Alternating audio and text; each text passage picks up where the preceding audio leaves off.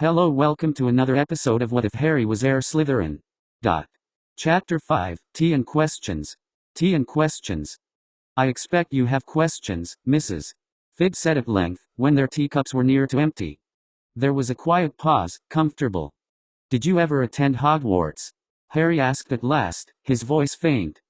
No. Squibs can't do magic, so I never got my invitation. My family were disappointed, of course, but nothing to what I felt. She shook her head. Those were trying times. I was a young emotional mess. So you don't know much about it? I know the basics, of course. Everyone talked about it. What do you want to know? Harry left his letter half folded, so only the first few lines and the last few on the back were visible, pointed to the shield crest at the top of the page. This represents the 4 houses. Mrs. Figg nodded. What are they? Badger for Hufflepuff, she said, pointing to it. That's the house I always wanted to be in. Friendship, loyalty, hard workers. Hufflepuff's color is yellow. Ravenclaw, for intelligence and learning, color blue. Gryffindor, for bravery and strength, color red. Some call it the hero's house, though Gryffindor heroes have a lower life expectancy than most if you ask me. And Slytherin, cunning and ambition, color green. Never much in favor, the poor dears. Harry nodded, stared at the crest. Bravery was one thing he would never be accused of showing. He was a hard enough worker, but proper friendship was an almost alien concept to him. As much as he wanted a friend, the thought of being surrounded by a whole houseful of friendly loyal types made him feel small and inadequate. He was clever and creative, wanted to learn, so all else being equal he would probably have desired to join Ravenclaw. But though he did not think of himself as particularly ambitious, he would not deny his legacy. He was one of only 2 people in Wizarding Britain with Slytherin's greatest gift. He would not turn his back on his great ancestor's memory. Well, that was assuming he had any choice in the matter. For all he knew, you were assigned based on where there were openings, or drawn by lot. How is your house decided? He asked, worried now. Oh, there's a sorting ceremony. Very mysterious, and I never went myself so I couldn't tell you. But everyone talks about where they want to end up, and they usually go to the house they chose. Some houses seem to run by family lines. Your parents were both in Gryffindor, you know. Harry's certainty fluttered and died. Gryffindor? He asked faintly. Then he remembered what Quirrell had told him, about them both standing in defiance against Lord Voldemort. They had been brave, they had been heroes. And they had died young. He resolved that he would not be placed in Gryffindor if he had anything to do with it. He'd even prefer Hufflepuff, at least their people wouldn't expect him to get himself killed in foolish defiance. Why hadn't they run? Why hadn't they let Lord Voldemort go on doing whatever terrible conquest he wanted to do? Why did they have to stand in his way? If they hadn't placed their bravery before their family, then he would never have been sent to the Dursleys. Dudley would be his cousin, only over on holidays if then, and Harry would be a wizard born and raised, able to turn his piggish relative into a toad or something if he ever tried to chase him or hit him. Harry blinked and the image vanished. He didn't want to imagine a perfect life where his parents were alive and everything was right. It only served to make reality that much more unbearable. He had other questions, but he couldn't bring himself to ask them right now. The reminder of his parents had muted his curiosity, brought back his weariness from days upon days of straining for magic instead of sleeping. I think I'd like to go home now, he said quietly. Thank you for your hospitality. I'll come over another time if you don't mind, I do have more to ask. You are always welcome, Mrs.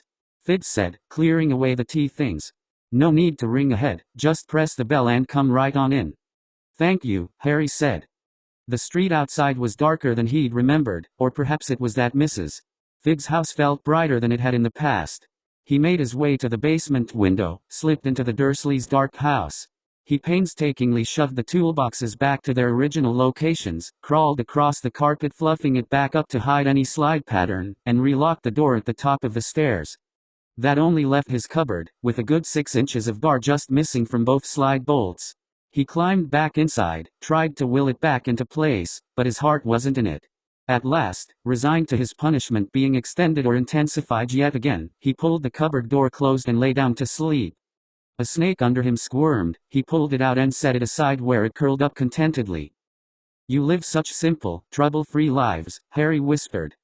The snake hissed softly, but whether it was a reply or just a sleepy sound Harry didn't know. His mind full of distant hope, his stomach tight with dread. Despite how tired he was, he found it very hard to finally fall asleep. Equals. Though Harry had intended to wake up early the next morning, so he could pretend he had accidentally magicked his way out of the cupboard in desperate need for the bathroom, a much more innocuous wrongdoing than the reality, he was so tired that he didn't even stir when Vernon roared his name the first time, and barely recalled the second or third. "What are you playing at now?" his uncle demanded, throwing the cupboard door open. "What did you do?" Harry blinked at him, tiredness helping his expression look uncertain. "What did I?" "You've done something to my cupboard, you've broken out somehow, haven't you?" Vernon's face was right up close to Harry's, his uncle's glower filling his view. "I don't know what I did," Harry said weakly. "None of that nonsense will be tolerated in my house, you understand me, boy? We swore when we took you in that you would be a normal child, no making glass disappear, no climbing about on roofs and replanting hedges, and no bloody melting through metal bars." He reached in and pulled Harry to his feet. Harry was genuinely afraid now. His uncle rarely hit him, leaving that to Dudley's discretion for the most part, but the few occasions he had were still burned into Harry's memory. And right now Uncle Vernon's face was as bright red with fury as Harry had ever seen it. He wanted to cringe backward into his cupboard, would gladly have barred himself in just to be away, but Vernon's grip on his collar kept him standing. "You know how much we've done for you, despite the fact you show up on our doorstep without a word of warning, scaring your aunt half to death. We've made a place for you in our home, fed you, clothed you, all without asking so much as a word of gratitude. But here you are, disrespecting our rules, disrespecting our family." Harry honestly had no idea how to react to this rant. Vernon's voice kept getting louder, his face getting tighter and tighter. When at last he paused for breath, Harry found he couldn't speak. He wanted to look away, look anywhere but his uncle's furious glare, but they were nose to nose. He waited, frozen with confusion and terror. "And if you had any thoughts of us letting you out before school starts up again, you'd better lose them now.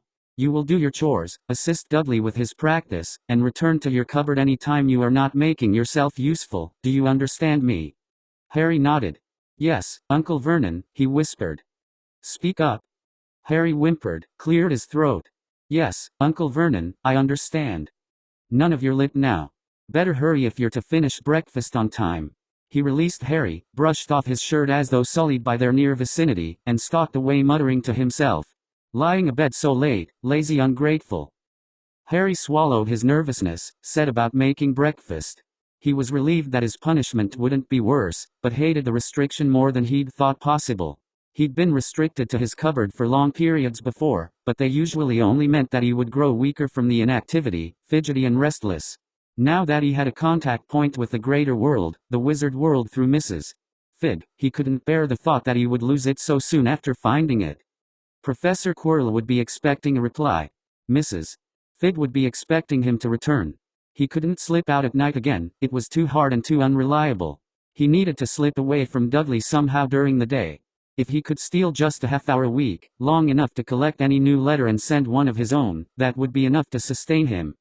But Dudley would be watching for any trickery, and the longer Harry was restricted to relative inaction, the more out of practice he would be at running, the slower he'd be to slip away. He had to act fast, or else come up with an excuse to spend more time outdoors. What possible reason could he give? He turned the problem over and over all morning as he cooked and cleared up, all afternoon as he sat in his cupboard or fled from Dudley and his friends. He needed a valid excuse to be away from the house, needed a way that the Dursleys would accept. What could he possibly do to convince them to let him out during the day, despite his frequent misdeeds of late?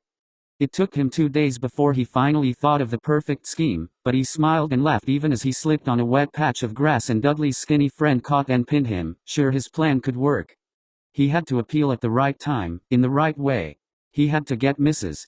Fig's agreement, his professor's assistance, but all the pieces were in place.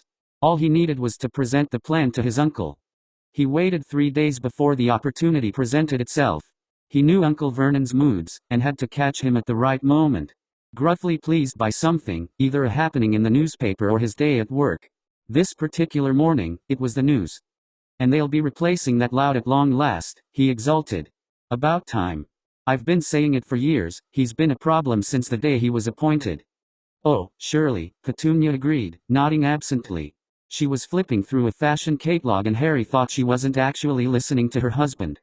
Harry wiped his hands on his stained apron, passed his uncle another plate of bacon. Waited. Vernon nodded briskly at him, but didn't begin speaking again. Harry cleared his throat, wiped his hands again. "Uncle Vernon," he squeaked out in a small voice. "I was thinking, and I know I've never properly appreciated your generosity. I remember Mrs. Fig mentioning she wanted to hire someone to clean for her once or twice a week. If you'd let me, I'd like to work toward paying for my place here. Out of gratitude to you all." His presentation had faltered, he knew. His voice uneven, points that he had laboriously planned out suddenly felt weak. He lowered his eyes and waited, tense. "What do you think, Petunia?" Vernon asked. He still sounded happy enough, so Harry dared to imagine he hadn't botched things too badly. "I think it's about time the boy start paying his way," Petunia snapped, looking Harry up and down. 11 years old and he only now thinks to start repaying what we've given him. Harry exhaled, careful not to let his relief show too visibly. As long as she was treating it this way, there was a good chance they wouldn't suspect him of any duplicity. "Yes, you're quite right," Vernon said. "Good. You'll make all the arrangements, of course." Petunia nodded curtly. The hardest part was done. Now Harry only needed to get word to Mrs. Fig of his plan somehow, before his aunt approached her and learned that there was no actual job opening, get word to his professor that he needed to borrow some money, and give every appearance of behaving himself the rest of the summer. Dudley screamed for more eggs, which Harry jumped to bring him. Dudley smacked him with his smelting stick for being slow, but Harry didn't mind. He was already calculating, imagining potential future events, trying to find one that allowed him to get to Mrs. Fig first. Petunia would generally start gossiping with the neighbors shortly after breakfast, then would do any walking to important visits between lunch and dinner. Dudley would have his friends over, as usual, and they generally wanted Harry for their exercise time for at least an hour or two in the morning. Sometimes right up to when Harry had to start preparing lunch. That would be his only chance. He had to slip away for long enough to give her the brief rundown on his plan. 10 minutes would be enough, and running away from Dudley's gang would be enough excuse for being out of breath when he returned. He could do it. He had to. Uncle Vernon left for work, Aunt Petunia left to ask Mrs. Next door, ever so subtly of course, about her daughter's recent and unfortunate associations. It was the talk of the neighborhood now, and Petunia didn't want to miss out on the chance of getting some exclusive word on the matter. Harry finished the dishes and returned dutifully to his cupboard, waiting for Dudley to call on him. The morning passed. A snake slithered into the cupboard, draped lazily over Harry's leg. It had to have been hours. Harry grew more and more anxious. He pushed the cupboard door open a crack, peered out. The house was quiet and empty, the sounds of everyday life drifting through the kitchen window which was thrown open to the breeze. Dudley and his gang must have gone out for the morning, because there was no sign of them or sound. Harry closed his eyes, picturing the world outside by the sounds. His aunt's voice still drifted from the yard, she would be leaning over the hedge. A neighbor's dog barked a few times, a distant sound of a lawnmower made itself heard. No Dudley. Harry waited a long moment, pushed the cupboard door open halfway, leaned out. The hall was empty. He could go out the back door, slip through the hedge, run down the street to Mrs. Fig's house. He would be back before anyone noticed him missing. He pushed the door the rest of the way open, stepped out of his cupboard. The moment his foot touched the hall floor his heart started to race. He could not think of anything more the Dursleys could do to him short of unbearable. They had exercised some restraint thus far, he'd never actually been in danger of starvation or forced to sleep out of doors or anything truly dangerous. They could make his life miserable, but they did have some lines, seemingly arbitrary ones, but still. Harry was terrified that one day he would overstep the rules a little too far and those lines of restraint would vanish. He knew he was on shaky ground, he had no idea why they kept him, but he was truly glad not to have been sent to an orphanage. However horrible his relatives may be, at least he had a stable home. He almost turned back then and there. Aunt Petunia would talk to Mrs. Fig, discover there was no actual job offer. Harry would be discovered as a liar, they would wonder what ulterior motive he had for wanting to visit his babysitter. They would forbid him from visiting her, hire someone horrible to watch him. But it would be a small enough problem. The months until the summer would be unbearable anyway. Did he want to risk making them that much worse just for a few letters? Harry turned shakily, forced his feet to carry him toward the back door. Yes, he decided firmly. It was worth the risk. If he could create a lifeline to Professor Quirrell and Mrs. Fig, he could survive the summer with strength and dignity. He would be able to serve the Dursleys however they demanded, because he would know that he wasn't alone any longer. He had someone to talk to, someone to keep the hope of Hogwarts School always alive in his mind, unfolding new facets of its promise.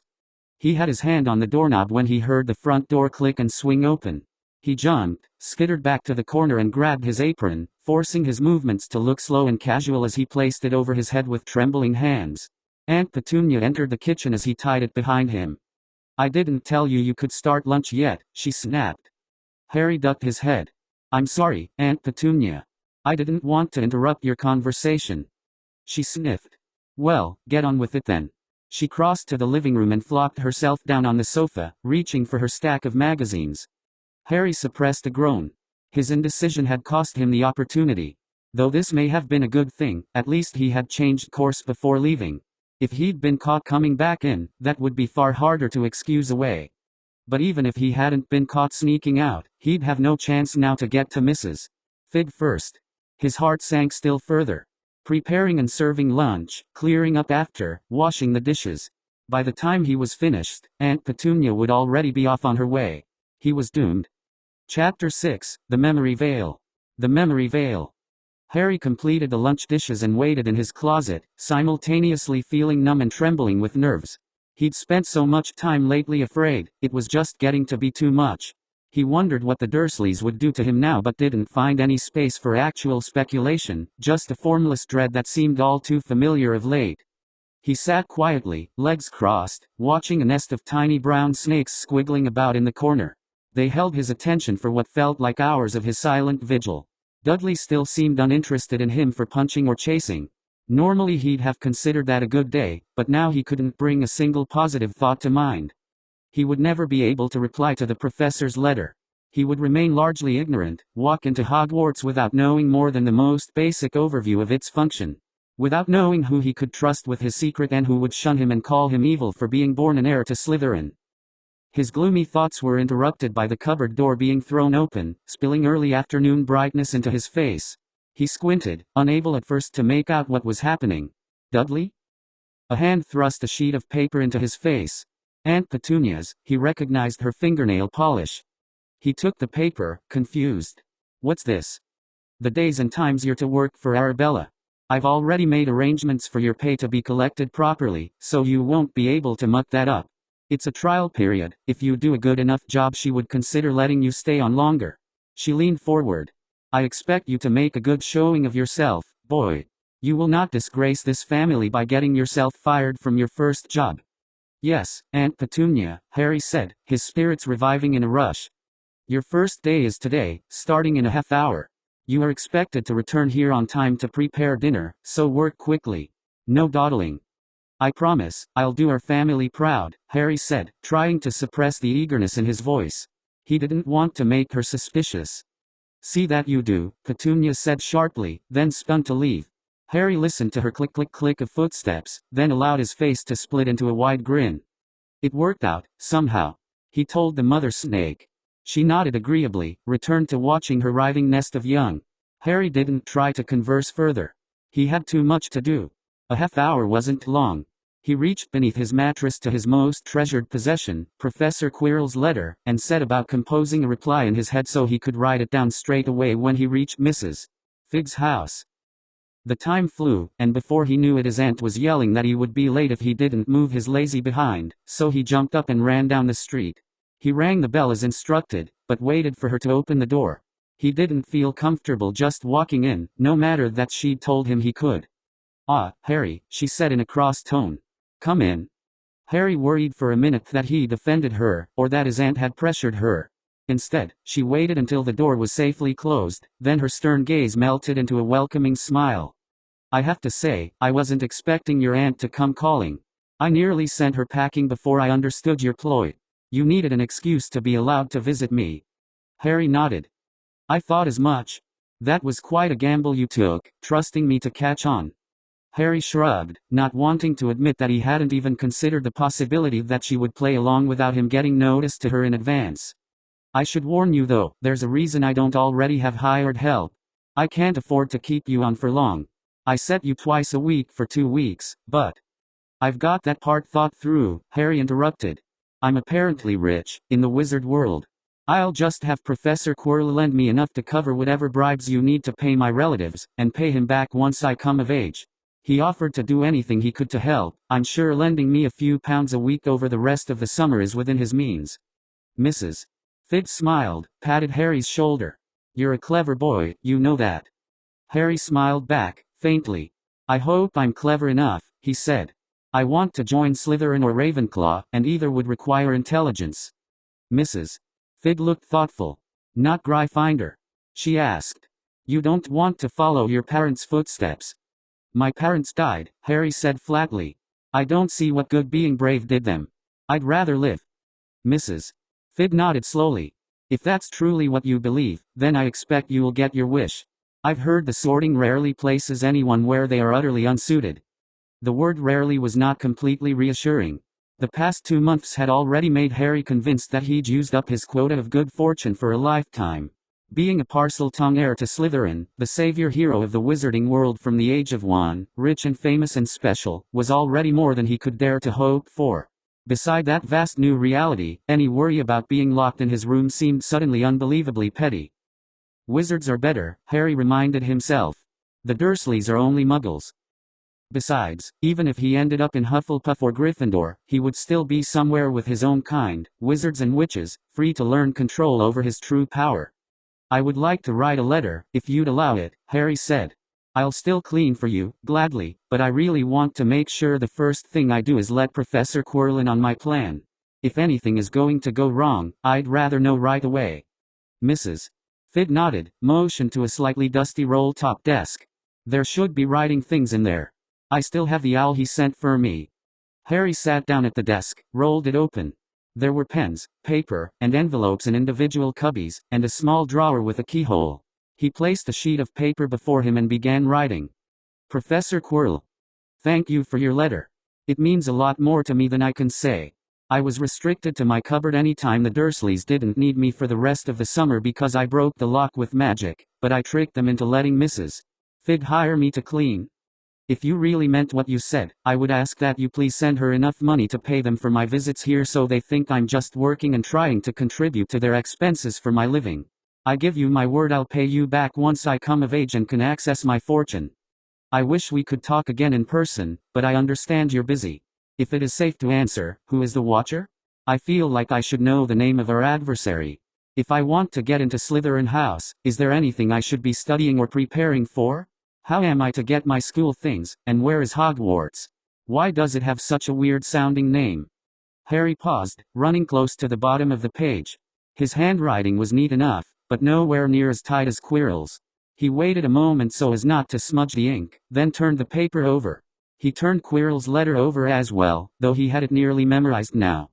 I would very much enjoy learning from you individually, if I have time on top of other classes and homework. I don't know what the school is like at all. Harry stared at the page, suddenly unable to bring any questions to mind. All the secondary ones would depend upon the answers to the main ones. He smiled to himself. This letter was only the start. Once they got everything arranged, he'd be over here twice a week. He could ask anything he thought of, anytime. Your visit brought me a great hope that I never dared to have, showed me a new world waiting for me just a few months away. I can never thank you enough for that. I look forward to seeing you this September. Your friend, Harry Potter. Harry folded the paper, slipped it into an envelope. He wrote Professor Quirinus Quirrell in the center, then realized he didn't know Hogwarts' address. His own letter had no return address, having been sent inside Mrs. Figg's letter from Quirrell about him. He shrugged. She would know where to send it. He stood, brought her the letter with his thanks, then asked what she wanted cleaned. Oh, just start on the front hall, that's all most people see. And don't stay too long, you must be sure you're back to your aunt's for dinner, don't forget. Harry smiled. The way she said for dinner as though it were a thing he were attending instead of preparing and serving made him realize just how well the Dursleys hid his true status within their home. As much as Mrs. Figg saw of him being chased by Dudley around the yard or hanging out the laundry, she had no idea what life was like inside. His unhappiness was obvious, but the reasons and depth of it were not. He cleaned the hall with quiet efficiency, being quite adept at cleaning after living with the Dursleys for so long. Mrs. Fig brought him tea halfway through, and told him stories about her cat's more entertaining exploits, a few of which were almost actually entertaining. A few snakes wandered in, and Mrs. Fig shooed them out with a confused expression. "They don't usually do that," she said. "Don't they?" Harry asked. "I've never seen a snake stopped by a closed door, they go where they wish." She gave him a curious look, and then after tea she went over to the writing desk herself while Harry finished dusting the hallway. He replaced the burnt-out bulbs in the wall sconces, and the overall effect was to transform the entry from a dim and dreary place to one that looked actually welcoming despite the photographs of cats covering nearly every inch of the wallpaper. He waved farewell, walked to the door with a spring in his step, and only then remembered that he was supposed to have been engaging in hopeless drudgery. In reality, Mrs. Fig's house was the type of cleaning he liked the best. It was just dirty enough that you could see the progress as you cleaned, but not actually filthy or needing deep scrubbing. And his letter would be away by the next morning. Depending on how far away Hogwarts was, it could be a few days or a week before he could expect a reply. He decided he wouldn't allow himself to be disappointed until it had been a week and a half, on account of the slowness of the post. Uncle Vernon always complained about it. He got straight to work on dinner, determined to put the matter aside until it brought itself back to attention. In the meantime, he had 2 days a week to talk with Mrs. Fig about any of his smaller questions, and his time spent cleaning for her passed peacefully with the welcome chatter of someone talking about something she cared about rather than his aunt's constant berating. He would probably never understand her fondness for cats, stories about Tibbles and Mr. Paws would never find a place in his heart, but the way she got animated when she was really into the story made him smile. Whatever the obsession with cats, her passion for the subject shone through every word. To his surprise, the very next time he visited her there was already a letter waiting for him from Professor Quirrell. He raised his eyebrows. "That was quick," he said. "Oh, it's been here 2 days now, dear. Owl post is much quicker than the Muggle sword." Harry turned the letter over, began breaking the seal. "Owl post?" he asked. "It's how wizards send mail to one another. Magical owls, trained and tied into the post network. They can get your letters anywhere within a day or two, and Hogwarts isn't so far." Harry thought back to any mention of owls he'd heard from Quirrell or her, and the explanation made everything fit perfectly. He brought out the page. "Harry, I have made arrangements for your relatives to be paid as requested. You needn't pay me back, a few sickles is well within my means. I would say you are well on your way to becoming a proper little Slytherin already. Arranging matters so deftly with so few resources speaks well to your potential for cunning. I wouldn't worry about preparing for the sorting. You will be given a chance to voice your opinions on the matter and your choice is taken into consideration. From what I've seen of you, there is no need to fear being placed elsewhere. Arrangements will be made through the school for your attendance and any necessary purchases. I am not involved in that department, but I know they have policies in place for Muggle-raised students and will surely not neglect to contact you, probably quite soon. If you don't hear anything by the last week of July, tell me at once and I'll make inquiries on your behalf. Hogwarts School is an ancient institution, out in the Scottish Highlands. It was founded so many centuries ago that its true origins are lost to myth. I can only assume the name had some meaning to its founders, or was popular at the time, or held some allusions to ancient magical practices. I'm sorry, history of magic was never my best subject. I could make inquiries of the history professor if you wish. There is a train from King's Cross in London, the Hogwarts Express, which is likely how you will get here. It's a beautiful castle, a beautiful location, beautiful grounds. We're in the mountains by a loch. Ah, Harry. You can believe me when I say that Hogwarts will become your truest home, the safest and most welcoming place the wizarding world has to offer. It's not perfect, you will probably have fights with other students, enemies, rivalries, but that is normal wherever you go. People are still people, and much as I wish it were otherwise, even wizards are not perfect. But here you will never be alone. I will be here for you, your house will come alongside you regardless of where you are sorted. Never again will you be without allies. I promise you, SLYTHERIN to SLYTHERIN. As to your other question, adversity has many faces. I cannot in this letter tell you every enemy you may face or who may watch you with ulterior motive, but I will send word by our friends to give what warning I can. I look forward to seeing you again. If you can get word to me on when you will be in town, I can meet you in Diagon Alley when you go shopping. I'll try to find out from McGonagall as well, but as I'm the youngest and newest professor here they may not trust me with so much information about a student. Defense against the dark arts is hardly a post that requires personal visits with new students, after all. Your friend, Professor Quirinus Quirrell. Harry read the letter again, reread it again, and then reverently folded it and slipped it back into its envelope. It would join the other in the space under his mattress, slid under that loose floor panel where no one but him would look for it. He thought about it while he cleaned the back section of Mrs. Figg's hallway, then sat down to write out his reply. It was a brief letter. He asked what the other teachers were like, what sort of classes were taught at Hogwarts, and how many students usually attended, but mostly just an expression of his undying gratitude. The end of July was not far away, a few weeks. Then there would be another line for Harry to the wizard world, through the official representative of the school and not just the one professor who took it on himself to seek out his fellow heir. Harry smiled to himself. If it weren't for the fact that snakes were such impossible rumormongers, he and Quirrell might never have found each other. He tried to imagine a summer without the hope of Hogwarts, without the knowledge of who he truly was and could become. For once in his life, without resorting to absurdities, he could actually imagine things being worse. Several days passed. Harry returned to Mrs. Figg's house and picked up Quirrell's reply, a full 3 pages listing the names and positions of the Hogwarts staff, as well as brief personal summaries about them. The deputy headmistress, also head of Gryffindor House, was strict but fair. The potions master, Snape, was prejudiced toward his own house of Slytherin and hated Gryffindors. The head of Hufflepuff was a genius with plants. The charms professor was the head of Ravenclaw, a bit distractible but a former duelist and very skilled at magic of most sorts. The history of magic professor was a ghost. Harry was surprised to find ghosts to be real, asked for more details on what exactly they were and how they should be treated. Did they have their own culture, any customs he should be aware of? The classes had such interesting names, he couldn't wait to start actually learning things. He couldn't wait to get a wand. He asked for more detail on some of the more exciting sounding courses. He finished his letter, cleaned Mrs. Figg's bathroom, and returned home trying to hide his high spirits. The very next morning he was fetching the mail for Uncle Vernon when he saw beneath the bills and correspondence a heavy envelope of familiar texture. Pulling it free of the stack, he glanced at it. Mr. H. Potter, cupboard under the stairs, etc. in the same brilliant green ink. He couldn't hide his grin, his heart leapt exultantly. He slid the envelope into his cupboard to read later and hurried the rest of the mail to his uncle.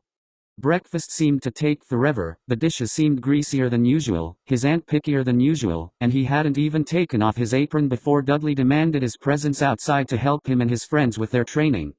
Harry endured it all with ill grace, snapped at Dudley, made snide remarks about his friends, and ran as fast as he could when they chased him. When they finally gave up and Dudley ordered him angrily back to his cupboard, Harry was eager to comply. He closed the door, slowly unsealed his precious letter. Top and center on the cover page was the familiar crest, much larger and more prominent than on the normal letterhead that Quirrell used. Below was the school name, the headmaster's name and accolades. He read them all, wondering about the significance of each, then moved on to the actual letter. Mr. Potter. We are pleased to inform you that you are invited to attend Hogwarts School of Witchcraft and Wizardry, beginning this year on September 1st. Please find enclosed a list of all necessary books and equipment, and instructions for accessing the Hogwarts Express. As you are registered as Muggle-raised, a school owl has been sent for your convenience. We await your reply no later than July 31st. Arrangements for a trip to Diagon Alley to purchase your books and equipment can be made upon request if you do not have access to an adult with a wand. Minerva McGonagall, Deputy Headmistress. Harry leaned back on his bed, sighed happily, and held his Hogwarts letter up to read again. Then he read over the enclosed documents, thought of several questions to ask Quirrell in his next letter, then reread the cover letter. This would definitely go in his collection. The letter had no return address, but that didn't mean anything considering the wizard's owl post. He didn't have paper or pen to write a reply immediately, that would have to wait until he could visit Mrs. Figg again. He hoped the school owl could wait that long. His contemplation was interrupted by a small black snake who slithered under the cupboard door, over onto Harry's mattress. Nagini wishes to speak with you, master, it hissed softly. She is waiting in the hedge. It nodded its head back toward the side of the house. Thank you, Harry hissed back. He considered, then decided he didn't care right now if he was caught out in the yard. Nothing they could do to him today would dim his mood. I'll go see her now. He waited for the snake to nod and slither away, then slipped out of his cupboard and around back. He crawled under the hedge, not a good hiding spot when being actively sought for, but enough to keep him hidden from a casual glance over. He looked around. "Nagini," he hissed. "Here, small master," she said, slithering down from the higher branches. She was even bigger than he'd remembered, long enough to circle him at least 3 or 4 times with length to spare. "I am here to speak with you for Quirrell." The sound she made was the same other snakes used for Master when speaking to Harry, but it somehow brought an exact mental image of the professor to Harry's mind, and so he mentally translated it as Quirrell. "What does he want to tell me?" Harry asked. "He understands that you wish to know about the Watcher, but the knowledge of your adversary is dangerous. I am here to assure you that there is little immediate threat to you. He worried that his vagueness may have led you to assume the worst." "I suppose I can find that out on my own," Harry said. "If the Watcher is the one in charge of my affairs, he'll be on record somewhere. I'm sure I can ask the school representative." Nagini hissed softly, in a way Harry took to be displeasure. "It is dangerous for you to know your adversary," she repeated firmly. "Once you know who the Watcher is, you must never allow yourself to be alone with him.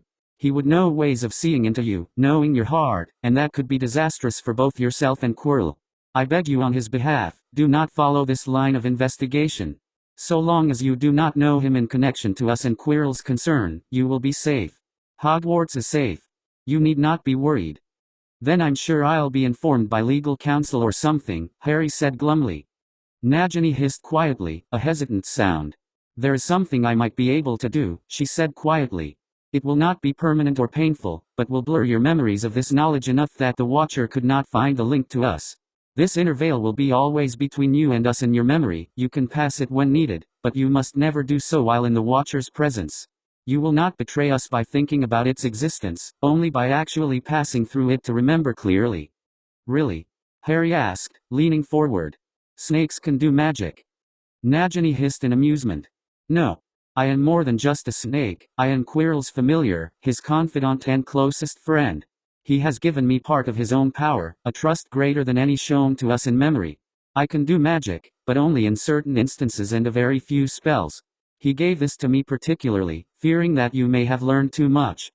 Harry wasn't sure he liked the idea of interfering with his memory, but it sounded harmless enough. "What do I need to do?" he asked. "I need your permission to enter your mind," Nagini said, slithering closer. "You must look straight into my eyes, and if you feel anything strange within yourself, do not fight it. Spells of this nature are easily disrupted, so they cannot be used on the unwilling. I cannot hold the same magical strength as a wizard, so we will only have one try at this before I must rest." "All right," Harry said. "How long will it take?" Nagini swayed in uncertainty. "Minutes." Harry nodded. "Go ahead." "Look into my eyes," Nagini hissed. She stretched up, her head even with Harry's face. He felt a creeping fog in his mind, like a memory that wouldn't quite surface, accompanied by a sharp pain in his forehead. Harry wanted to shake his head, try to clear his thoughts, but he forced his focus to stay steady. Nagini's eyes, beautiful and deep, so much bigger than those of the normal garden snakes. Memories of his conversation with Quirrell, his conversations with snakes over the past weeks, even of writing his letter, all flashed suddenly vivid in his mind. As though they were being projected clearly on the surface of his thoughts, all at once, all over top of each other, each distinct and separate. Then the fog surged forward toward the shining memories, and Harry instinctively tried to hold on to them. Together they were the whole representation of the happiest and best thing that had ever happened to him, and fear suddenly overcame him that he would lose them forever. Nagini gave a quiet hiss of warning. Harry tried to let it happen, tried not to fight whatever magic she was doing, but the moments it took for the fog to envelope them completely passed with agonizing slowness. It felt like watching his one ray of hope slowly strangled by empty darkness, when he could have easily reached out to prevent it. "You nearly pushed me out," she said quietly, the fog vanishing along with any discomfort.